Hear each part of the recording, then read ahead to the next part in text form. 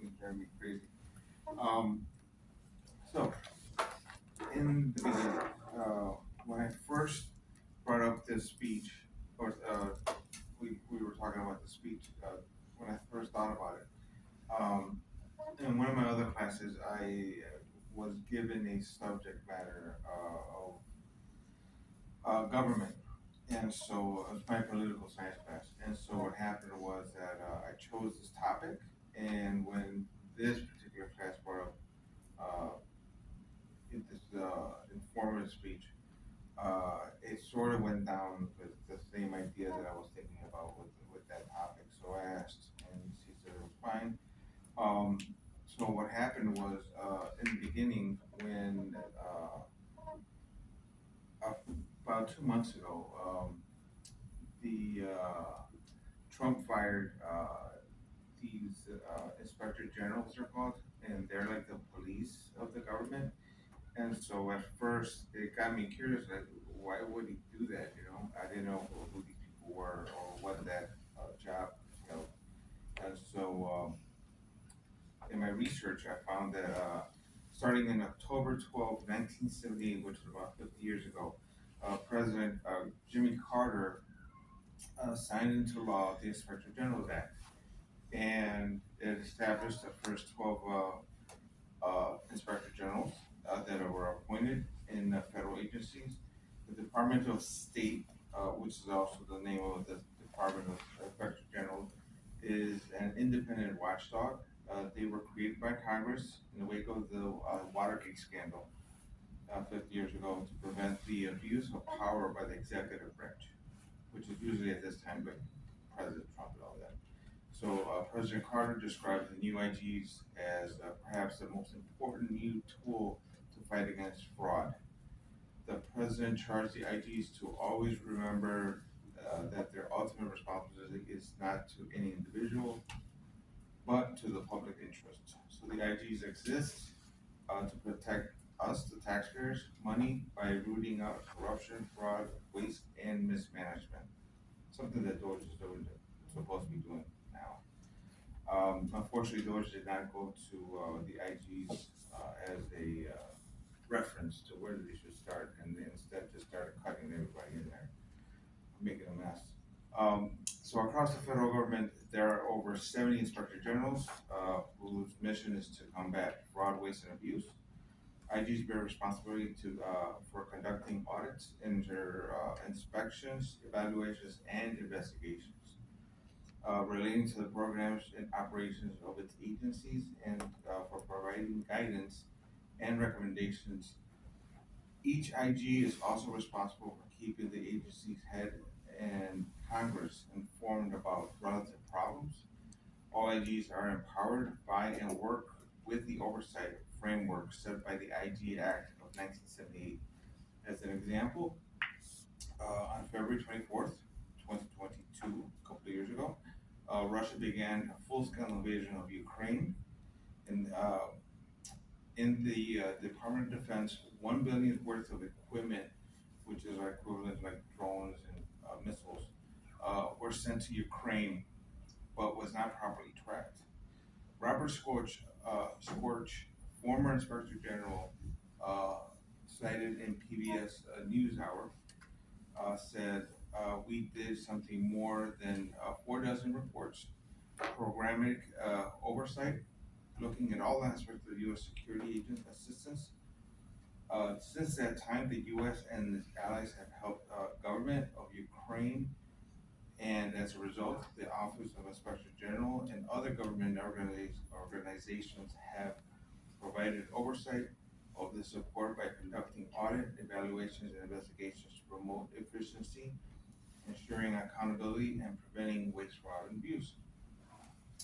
IGs are responsible for rooting out corruption uh, in all agencies in the government.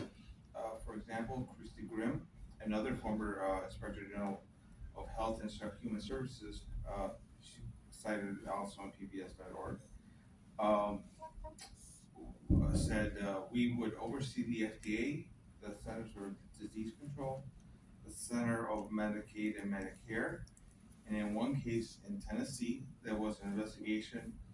A nursing home chain, we found nursing home residents were incurring harm, medication errors, not turning for bed ulcers, not providing the wound care for that is necessary. In some cases, some residents were found in beds soaked in urine. So their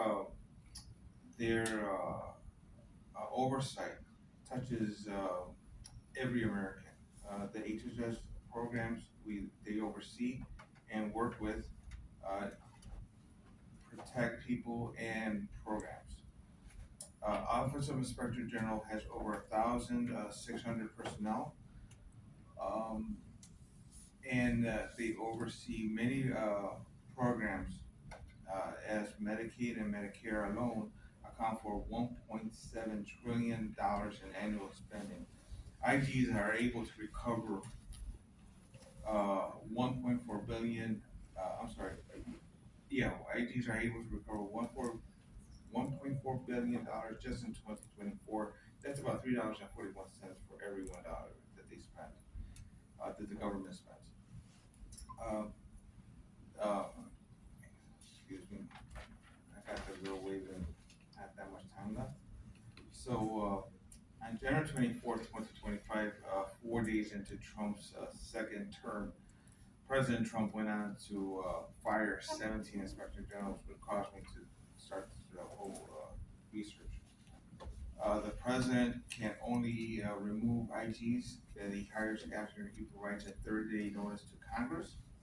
But by doing these firings, Trump broke the law and will now have less oversight and accountability as he begins his second term. As one fired IG said, it's a widespread massacre. Uh, Whoever Trump will put in now will be viewed as a loyalist, and that undermines the system itself. Uh, eight of the 17 fired inspector generals have filed suit, and it's being unlawful dismissals. The firings violate federal statutes meant to protect inspector generals from precisely this type of interference with the discharge of their critical and nonpartisan oversight duties, cited in AP News. The firings of independent inspector generals was a clear violation of the law. Wrap it up, Drew. In conclusion, so this is President Carter signed the Inspector General's Act, and there's symbol of the insignia. And in conclusion, I wrote this speech, like I said, to inform myself, and so I brought it to you guys so it can inform you. When Trump fired the 17 Inspector Generals, this made me curious, and from the time that President Carter signed the Inspector General Act,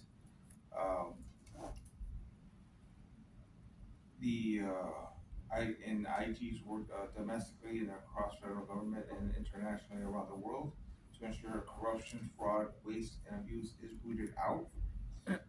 Researching this topic gave me a better understanding of what the president does and how he runs his country. And unfortunately,